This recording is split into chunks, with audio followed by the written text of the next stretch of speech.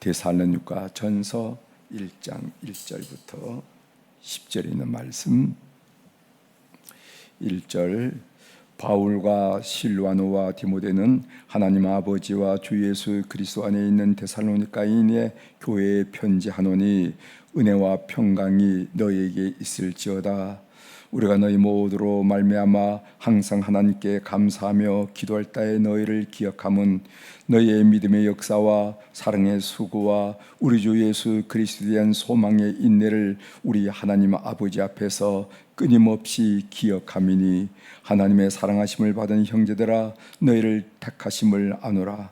이는 우리 복음이 너희에게 말로만 이른 것이 아니라 또한 능력과 성령과 큰 확신으로 된 것임이라. 우리가 너희 가운데서 너희를 위하여 어떤 사람이 된 것은 너희가 아는 바와 같으니라. 또 너희는 많은 환난 가운데서 성령의 기쁨으로 말씀을 받아 우리와 주를 본받은 자가 되었으니 그러므로 너희가 마게도니아와 아가야에 있는 모든 믿는 자의 본이 되었느니라. 주의 말씀이 너희에게로부터 마게도니아와 아가야에만 들릴 뿐 아니라 하나님을 향하는 너희 믿음의 소문이 각처에 퍼졌으므로 우리는 아무 말도 할 것이 없노라. 그들이 우리에 대하여 스스로 말하기를 우리가 어떻게 너희 가운데에 들어갔는지와 너희가 어떻게 우상을 버리고 하나님께로 돌아와서 살아계시고 참되신 하나님을 섬기는 자와 또 죽은 자들 가운데서 다시 살리신 그의 아들이 하늘로부터 강림하실 것을 너희가 어떻게 기다린지 말하니 이는 장래의 노하심에서 우리를 건지시는 예수시니라. 아멘. 10절까지 함께 읽었습니다.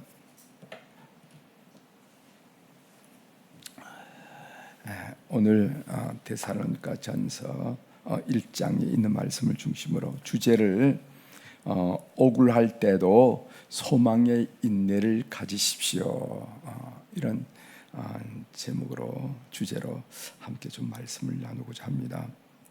먼저 오늘부터 데살로니가 전후서를 공부하니까 데살로니가 전후서 이 개론적인 얘기, 서론적인 얘기를 좀 여러분들에게 먼저 드리겠어요.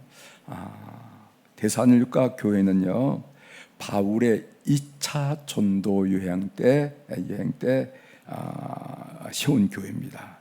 그 내용이 사도행전 17장에 쭉 나와 있는데 그곳에서 몇 군데를 여러분들에게 읽어드리면서 이런 배경에서 데살로니가 교회가 세워지고 또 이런 편지가 쓰여지게 됐구나 하는 것을 여러분들이 이해하시길 바랍니다. 사도행전 17장 1절 여러분 찾지 마십시오. 제가 그냥 읽어드릴 테니까 그들이 암비볼리와 아볼로니아로 다녀가 데살로니가 이르니 거기 유대인의 회당이 있는지라, 이렇게 했어요.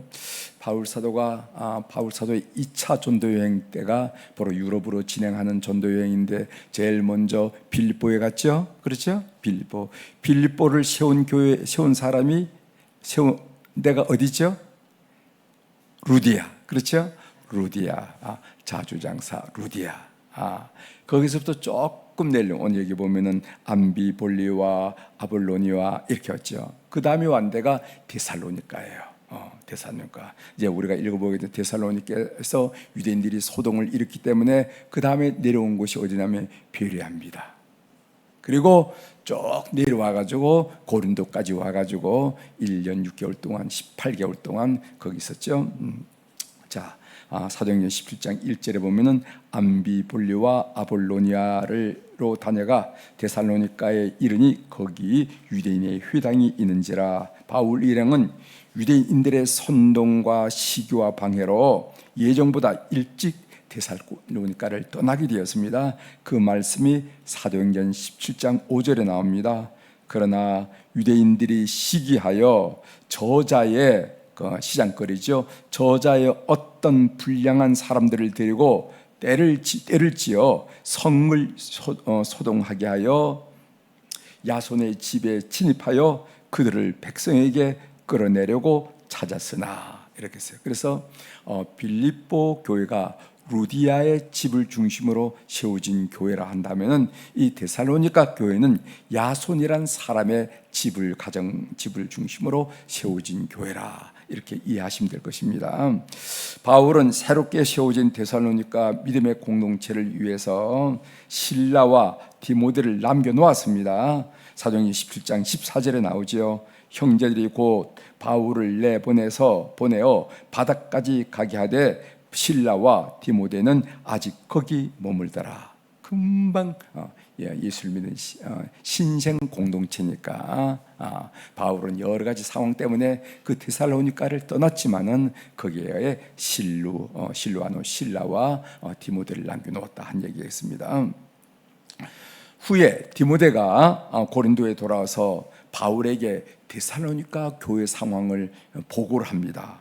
보고하는데 참 데살로니가 교회는 처음 예수님을 믿지만은 참 좋은 교회예요. 오늘 우리가 살펴보겠지만 참 좋은 교회인데, 그런데 성도 사이에 예수님의 재림, 주의 재림에 대해서 오해가 있습니다. 그런 얘기를 해요. 디모데가 보고하는 겁니다. 그래서 이에 바울이 주의 재림을 설명하고자 쓴 편지가 데살로니가 전후서라는 겁니다.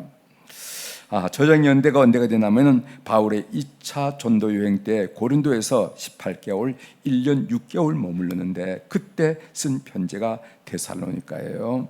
데살로니가 전서 후서인데 AD 49년부터 51년경 이렇게 봅니다. 49년부터 51년경. 그러니까 예수님이 십자가에서 돌아가시고 부활 승천하신 때보다도 한 10여 년 뒤에 있는 아주, 그래서 바울이 이제 서신이 보면은 로마서도 바울 서신이죠. 히브리서를 바울 서신으로 보느냐 안 보나 학자들에 대해서 견해가 있지만은 하면 통틀어 13서신이 되는데 그 13서신 중에서 제일 먼저 쓴 편지가 데살로니가 전서입니다. 그러니까 바울이 제일 먼저 쓴 편지가 데살로니가전서, 제일 나중에 쓴 편지가 디모데 전후서, 그리고 그의 신앙이 가장 고조됐을 때, 신학과 신앙이 고조됐을 때가 에베소서. 그래서 에베소서를 서신의 왕관이라고 말하거든요. 그런 것을 여러분 이해할 필요가 있습니다. 이 서신의 핵심 단어가 뭐냐 하면은 견고함이란 단어와 재림이라는 단어입니다. 견고함, 흔들리지 말고 견고히 서라. 이런 이야기 저런 이야기 들릴 때 흔들리지 말고 견고히 서라 하는 단어가 핵심 단어이고, 또 다른 단어는 재림이라 그럽니다. 게으르지 말고 부지런히 거룩함을 추구하여 우리 주님의 재림을 준비하라, 이렇게 이야기하고 있어요. 제가 주일에도 얘기했죠. 사탄을 주일 설교에도 말씀드렸습니다. 사탄이 우리를 속이는 게 있어요. 그게 뭐냐면은 사탄은 죽음, 심판, 지옥, 천국, 재림, 소위 이 종말론에서 중요한 사항들에 대해서 우리를 속여요. 어떻게 속이냐면은 우리를 자꾸만 망각시킵니다. 우리 기억 속에서 예수님의 재림, 죽음, 심판, 천국, 지옥, 이런 내용에 대해서 늘 기억하고 있다면 우리가 그렇게 살지 않을 거예요. 그런데 자꾸만 망각시켜. 그리고 두 번째로는 사탄이 우리를 어떻게 속이냐면은 그런 일들은 나와는 상관이 없는 먼 일들로 자꾸만 우리로 하여금 여기지도록 한다는 거예요. 예수님이 재림, 죽음, 내 나이가 얼마지만 죽음은 나하고는 머리를 있어. 죽음, 심판, 그 다음에 천국, 지옥, 이거는 동시에 일어날 일인데, 동시에 일어난 일이고, 그런데도 불구하고 자꾸만 나와는 상관이 없는, 내 삶과는 상관이 없는 먼 훗날 일로 여기도록 사탄이 꾼다는 거예요. 여러분 기억하시기 바랍니다. 사탄이 속이는데 뭐를 속이는가? 그 사실을, 종말론적 사실에 대해서 망각하도록, 그리고 우리로 하여금 나와는 상관이 없는 먼 훗날의 일들로 자꾸 여기도록 하는 것이 사탄의 계획이다 하는 것을 기억하시길 바랍니다. 오늘 본문에서 몇 구절을만 좀 살펴보고 결론에 좀 이르도록 하겠습니다. 1절 한번 보겠어요. 바울과 실루아노와 디모데는, 여기 실루아노라 하는 말은 실라라 하는 말이 히브리서 표현이고 실루아노라 하는 것은 로마식 표현이에요. 동일한 인물이죠. 바울이 로마 시민권자인 것처럼 실라도 로마 시민권자입니다. 그래서 빌립보에서 그들이 매를 맞을 때 뭐라고 하면, 왜 로마 시민권자인 우리를 이렇게 신분도 하나 하지 않고 때릴 수가 있느냐 하면서 거기에 우리라는 말을 써요. 그러니까 바울도 로마 시민권자이고 실라도 로마 시민권자이기 때문에 우리라는 복수를 써서, 왜 우리가 로마 시민권자인데 죄를 뭐가 먼저인지 신분도 하지 않고 우리를 이렇게 때릴 수 있으냐 했더니까 그 감옥지기가 깜짝 놀라가지고 그런 태도를 돌변하는 것을 우리가 보게 됩니다. 실루아노는 로마식 표기고 실라는 히브리식 표기라 하는 것을 아시길 바라고, 디모데는 하나님 아버지와 주 예수 그리스도 안에 있는 데살로니가인의 교회에 편지하노니 은혜와 평강이 너희에게 있을지어다. 여러분들에게 은혜와 평강이 늘 있길 바랍니다. 모든 서신에 보면은 은혜와 평강을 축복하는 내용을 우리가 보겠어요. 여기 은혜란 말은 뭔가 헬라어로 카리스라 하는 말인데, 이 은혜란 말은 뭐냐면은 자격 없는 자에게 베푸시는 하나님의 사랑을 말합니다. 자격을 따지면 우리가 은혜 얘기 못하죠. 하나님 얘기 못하죠. 그런데 자격 없는 자에게 베푸시는 하나님의 사랑, 이걸 은혜라고 그러는 거예요. 그런 사랑이 늘 우리가 풍성해지기를 기도하고, 그 다음에 이 평강이라 하는 말은요, 여러분 요한복음 14장 27절에 보면 뭐냐면은 평안을 너희에게 끼치노니 곧 나의 평안을 너희에게 주노라. 내가 너희에게 주는 것은 세상이 주는 것과 같이 아니하니라. 너희는 마음에 근심하지도 말고 두려워하지도 말라. 이렇게 했어요. 그래서 따라서 예수님이 우리에게 준 평강은 어떤 평강인가? 그것은 예수님이 죽으심으로 주어지는 하나님과의 관계 회복을 말하는 것입니다. 이것이 평강의 중요한 내용이 되는 거예요. 예수님이 죽으시면 내가 너에게 주는 것은 세상이 주는 것과 종류가 달라, 내용이 달라. 왜냐하면 나는 십자가의 죽음으로 말미암아 하나님과 너희와의 관계를 회복시키는데, 이때 주어지는 평강, 죄로 말미암아 두려움도 없어지고, 미래에 대한 두려움도 없어지고, 지옥에 대한 두려움도 없어지고, 장래에 대한 죽음도 두려움도 예수 그리스도로 말미암아 완전히 없어지는 영원한 평안이 우리에게 있는데, 그 평안을 너에게 있길 바란다 하는 그런 이야기입니다. 3절 보겠어요. 3절. 너희의 믿음의 역사와 사랑의 수고와 우리 주 예수 그리스도에 대한 소망의 인내를 우리 하나님 아버지 앞에서 끊임없이 기억하미니. 이렇게 했어요. 바울은 데살로니가 교인들을 기억한다고 그랬습니다. 그럼 무엇을 기억하는가? 어떤 내용을 기억하는가? 그 내용이 뭐냐면은 믿음의 역사와 사랑의 수고와 소망의 인내를 기억한다, 이렇게 얘기했어요. 좋은 얘기죠, 그렇죠? 믿음, 소망, 사랑. 그러다가 여기다 붙였습니다. 믿음의 역사, 그 다음에 사랑의 수고, 그 다음에 소망의 인내. 기억하십시오. 우리가 믿음, 소망, 사랑, 고린도 13장에도 그렇죠? 믿음, 소망, 사랑은 항상 너에게 있을 것인데, 그렇죠? 믿음, 소망, 사랑에다가 거기다 붙였어요. 믿음에는 역사가 붙었고, 믿음의 역사, 그 다음에 뭐죠? 사랑의 수고, 그 다음 또 뭐죠? 소망의 인내. 그런데 요한계시록에 보면 어떻게 나왔냐면요, 요한계시록 7교회를 축복하면서 축복한 데 보면은 거기 앞에 수고, 역사, 수고, 인내, 요것만 얘기하면, 그 앞에 있는 그 믿음, 소망, 사랑을 이렇게 빼고 그것만 얘기했어요. 그런 걸 볼 때, 그렇구나. 우리 성도들에게서 믿음의 중요한 내용이 뭐냐면은 믿음, 소망, 사랑. 바울 사도는 믿음의 역사, 소망의, 사랑의 수고, 그리고 소망의 인내. 이것이 우리 성도들이 신앙생활에서 갖고 와야 할 내용이고 신앙 내용이구나, 이렇게 생각합니다. 여기 보면은 기억하다 하는, 기억함이니, 우리가 3절 하반절에도 기억한다고 그랬어요. 바울 사도는 데살로니가 교인들의 그 신앙을 기억한다, 이렇게 얘기를 하고 있어요. 우리는 주위 사람들에게 기억되는 존재입니다. 그렇죠? 그렇죠? 누가 하면 기억돼요. 여러분들이 인정하든 인정하지 않든 기억되는 겁니다. 저는요, 어떤 목회자로 여러분들에게 기억되기를 원하냐면요, 선한 목자로 기억되기를 바랍니다. 그게 유일한 기도 제목입니다. 기도, 선한 목자님. 여러분들이 인생 생활을 신앙생활을 할 때 이런 목사님도 만나고 저런 목사님도 만나고 이럴 텐데, 그런 그 많은 목사 중에서 김진홍 목사 하면은 선한 목자였지, 참 좋은 목사님을 만났지, 이렇게 기억되는 게 저희 가장 큰 열망입니다. 그래서 저희 기도 제목에 써 있어요. 기도 제목에서 선한 목자로 기억되게 도와주옵소서, 이렇게 기억돼요. 저희 형수님이 연세가 좀 있는 형수님인데 이제 다른 데 이사 가서 이제 원래 다니던 교회를 가려고 그러면 이제 지하철을 2번 갈아타고 가야 될 그런 데서, 그래서 제가 한번 이렇게 했습니다.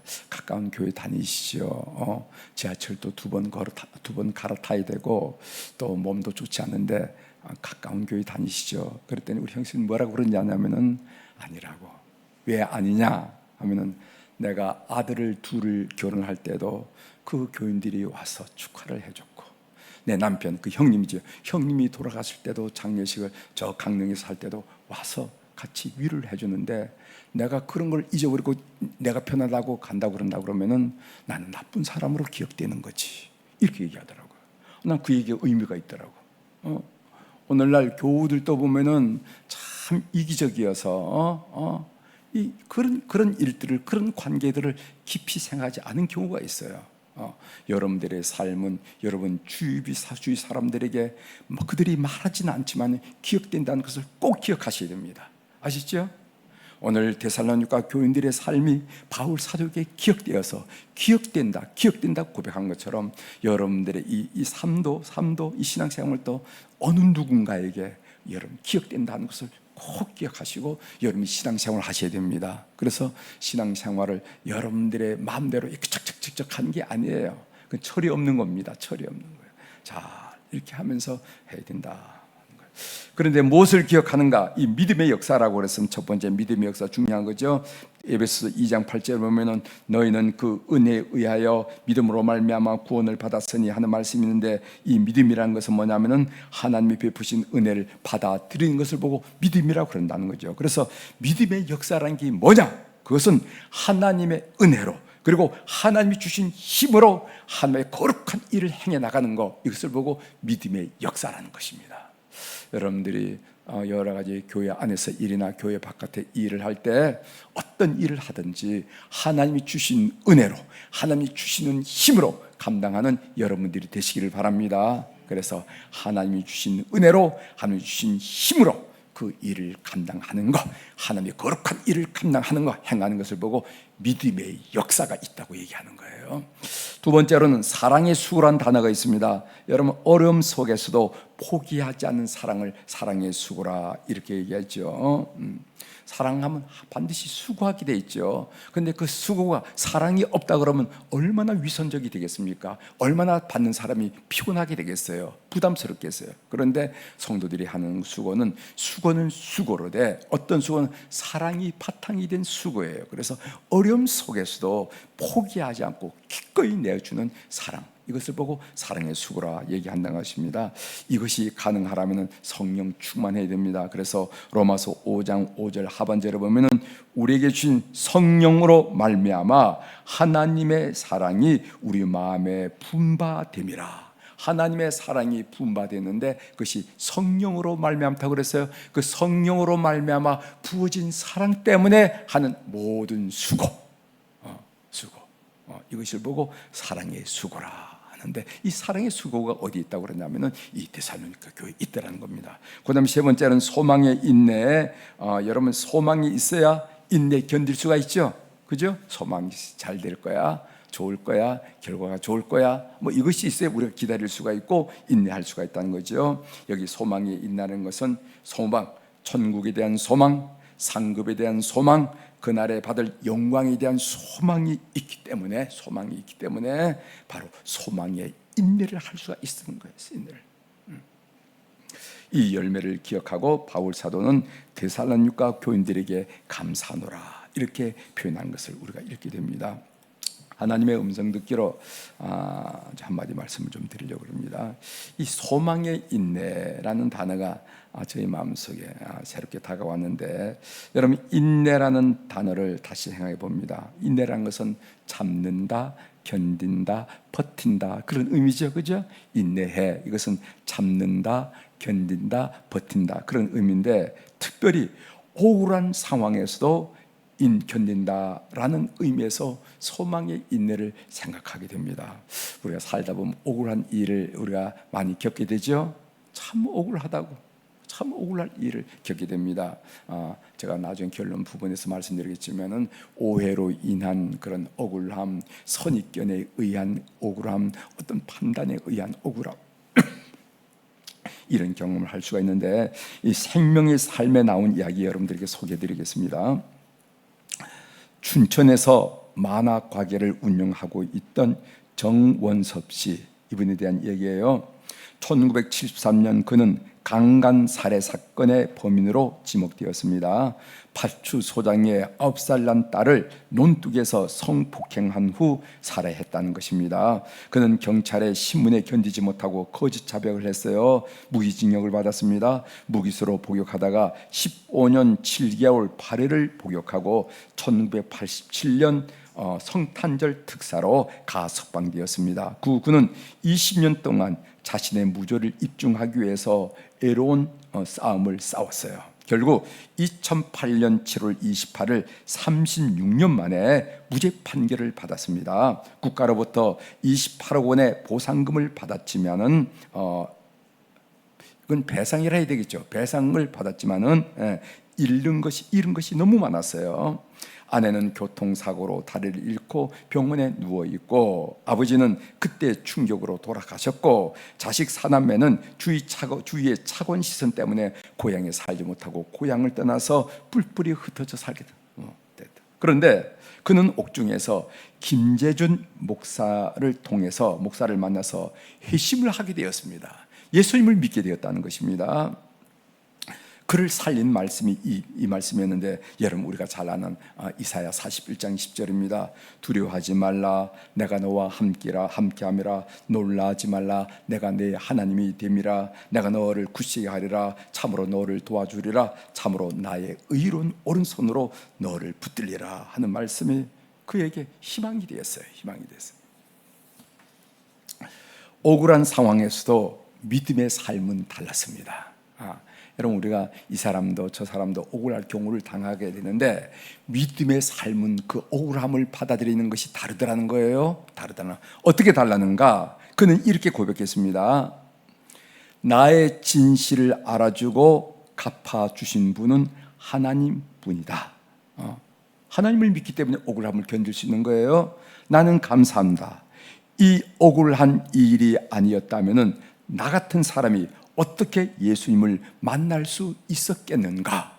이렇게 오히려 적지 않은 세월을 정말 우리가 생각하면은 정말 자다가도 번뜩 일어나가지고 화병에 죽어야 할 입장이지만은, 보통 사람은 화병에 죽어야 할 일이잖아요. 36년간이나 삶을 허송세월을 했으니까. 그리고 가정은 풍비박산이 됐는데 자다가도 일어나서 화병으로 죽어야죠. 그런데 이 믿는 사람은 이 사건을 받아들이는 태도가 다르더라는 거예요. 어떻게 다르는가? 나의 진실을 알아주고 갚아주실 분은 하나님뿐이다. 나는 감사한다. 이 억울한 일이 아니었다면 나 같은 사람이 어떻게 예수님을 만날 수 있었겠는가? 이런 고백을 했다는 것입니다. 여러분, 우리도 살다 보면 억울한 일을 당합니다. 오해로 인해서 억울한 일을 당하든지, 아니면은 잘못된 판단에 의해서 억울한 일을 당하든지, 아니면 선입견에 인해서 억울한 일을 당하든지, 그를 당할 때가 있다는 것입니다. 그러나 성도들은 주님께서 갚아주실 것을 소망하면서 인내해야 된다. 그래서 우리는 이 소망의 인내라는 것을 새롭게 생각한다는 겁니다. 우리가 신앙생활에서 여러 가지 덕목 중에서 이 소망의 인내란 이 단어가 그냥 성경에 나와 있으니까 설명하고 그런 거 있는가 보다 하는 것이 아니라, 우리의 구체적인 삶의 정황에서 소망의 인내를 할 줄 아는 그런 교우들이 꼭 되기를 주의 이름으로 부탁을 드립니다. 하나님은 보고 계시고, 하나님은 아시고, 하나님은 넉넉히 갚아주시고, 하나님은 아신다 하는 것을 꼭 믿고, 그 하나님을 우리가 믿음으로 우리가 쉽게 대처하지 않고 기도하고 기다리고 인내하는 여러분들이 꼭 되시기를 주의 이름으로 부탁을 드립니다. 기도하시겠습니다. 하나님 아버지, 우리가 어제까지 열왕기 상하의 말씀을 잘 은혜 가운데 마치게 도와주시고, 오늘부터 이제 바울의 제일 처음 서신인 데살로니가 전서 후서를 우리가 함께 공부할 수 있도록 은혜를 주시오니 감사를 드립니다. 하나님, 우린 여기서 바울 사도께서 데살로니가 교인들을 칭찬하는 가운데 소망의 인내라 하는 단어를 다시 한번 묵상하면서 우리가 나눴습니다. 우리가 살다 보면은 인간관계가 비록 불가결한 일인데, 인간관계를 하다 보면은 오해로 인하든 선입견으로 인하든 잘못된 판단에 의하든 억울한 일을 당할 때가 있습니다. 그런데 그 억울한 일에 어떤 사람은 잠을 못 이루고, 그리고 또 화가 나고 화병이 나고 이런 경우가 있는데, 우리 그리스도인들은 어떻게 해야 되는 건가 하는 생각을 함께 나눴습니다. 하나님은 보시고 계시고, 하나님은 아시는 분이시고, 하나님은 상급을 준비하시고, 하나님은 우리를 기다리시는 분인 것을 우리가 믿고, 하나님께서 갚아주신다는 사실을 알고 인내, 견디고 버티고 참는 저희 삶이 될 수 있도록 은총을 베풀어 주시옵소서. 그래서 주께서 베푸신 그 은혜로 말미암아 감격하고 감사하는 성도들의 삶이 되도록 역사하여 주시옵소서. 오늘 또 우리 사랑 교우들이 주님 앞에 1,000번째 헌금을 비롯해서 귀한 물질을 주님 앞에 올려드렸습니다. 하나님, 이 물질에는 사연이 있습니다. 우리의 눈물, 우리의 땀, 우리의 정성, 우리의 애씀, 우리의 발품, 우리의 굳은 살, 우리의 염원, 우리의 간구, 이 모든 내용이 이 헌금 봉투 안에 있음을 하나님은 아신 줄 믿습니다. 눈 밝으신 우리 하나님 아버지, 귀 밝으신 우리 하나님 아버지, 이름들을 기억하시고 사연들을 통촉하여 주셔서 우리 하나님이 얼마나 멋진 하나님이시고, 우리 하나님이 얼마나 자상한 하나님이시고, 우리 하나님이 우리 삶에 얼마나 구체적으로 개입하신 하나님인지 삶을 살면서 경험하고 고백하고 찬양하는 성도들이 될 수 있도록 이 물질을 주께서 연락하여 주시옵소서. 그래서 주위에 낙심하고 실망하는 자들에게, 아니야, 하나님은 그런 분이 아니야, 나를 봐 라면서 우리의 삶이 간증이 되시고 감사의 내용이 될 수 있도록 저희 모든 사랑하는 성도들을 축복하여 주시옵소서. 하나님 아버지, 오늘 화요일 날 우리 교회를 섬기고 있는 우리 안나 여선교회, 우리 모세 남선교회 회원들을 비롯해서 어른들을 축복하며 기도할 수 있도록 은혜를 주시오니 감사합니다. 저들 젊은 날 하나님 사탄의 미혹이 심하고 세상에 유혹이 많았지만 그런 것들을 다 거부하고 손살에 치고 참으로 교회 학교에서 성가대에서 이 모양 저 모양으로 속해서 섬기고 주님을 바라봤던 세월을 주께서 기억하여 주시고, 그들의 남은 여생이 복스럽게 하시고, 그리고 감격스기 넘치게 하시고 은혜가 충만한 삶이 되도록 우리 하나님, 우리 몸뚱이에 소속된 모든 어른들을 기억하여 주옵소서. 하루도 보면은 동력에 참으로 그 밝아오는 태양도 웅장하지만은 석양의 서쪽 하늘을 물들이는 그 아름다운 노을도 너무도 아름다운 것을 우리들이 기억합니다. 우리 모든 어른들을 주께서 축복하여 주시되 그 남은 여생이 아름답고 찬란하고 모든 사람들에게 귀하게 기억되는 삶의 여정이 되도록 은총을 베풀어 주옵소서.